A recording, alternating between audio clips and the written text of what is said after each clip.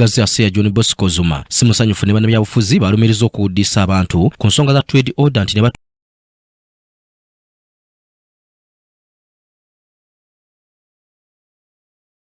mu lutuula lwa council eya Lugazi. Ourselves before it being a national council, a national issue. Trade order was an issue here in council, in our council, for almost 2 or 3 years, because we had come up with the good ropes and we are telling people to get aside. However, it came with issues.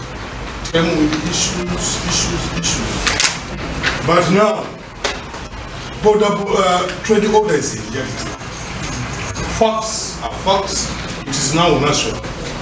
Now when it went national, because of excitement again, the minister made the mistake. The Minister of State. Trade order again is there.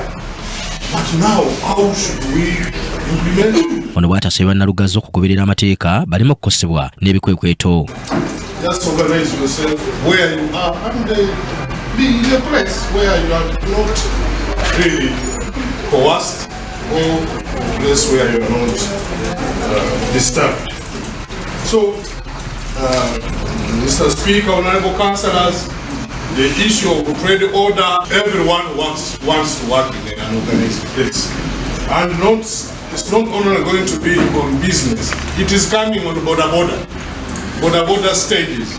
They are coming seriously. N'abakiise ku lukiiko lwa munisipaali eno boogedde ku nsonga eno. Mujeewo mpolampola ebintu yammwe kubanga abagenda bawuddiisa ntejja kubeerawo, trade order egenda kubeerawo. Naye kyensaba bakama baffe, trade order weebeerewo ebeere nga nenkanya. Buli kintu bunyimba eziri katale buyimba lokapu eziri katale ziveewo, lokapu eziri mu bifo ebirala ebirigo ziveewo, so sigamba nti bajjewo omusuubuzi ono asookerwako ate omusuubuzi owa waggulu obwo obwabwe. Mu lutuula luno omwanika w'ekibuga era omumyuka wa Mmeeya Proscovia Nansoboga asomye embalirira y'omwaka gw'ebyensimbi 2026 ya munisipaali eno nga yabumbi 13 mu obukadde obusoba mu 316. Revenue and expenditure was 13,316,928,568 shillings only for the financial year 2026-2027.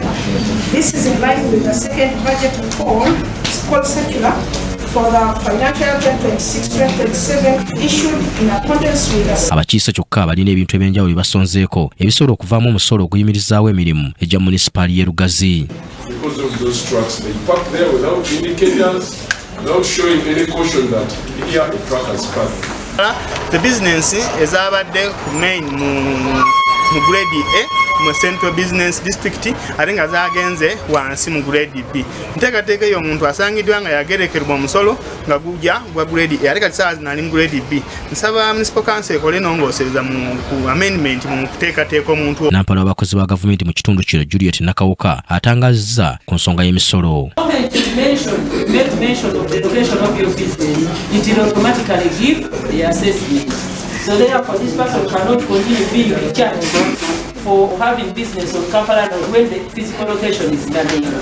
Namengo is a different grade from Kampala. Alex Mseiri yakusakidde eggulire lino ku Lake TV amalindidire.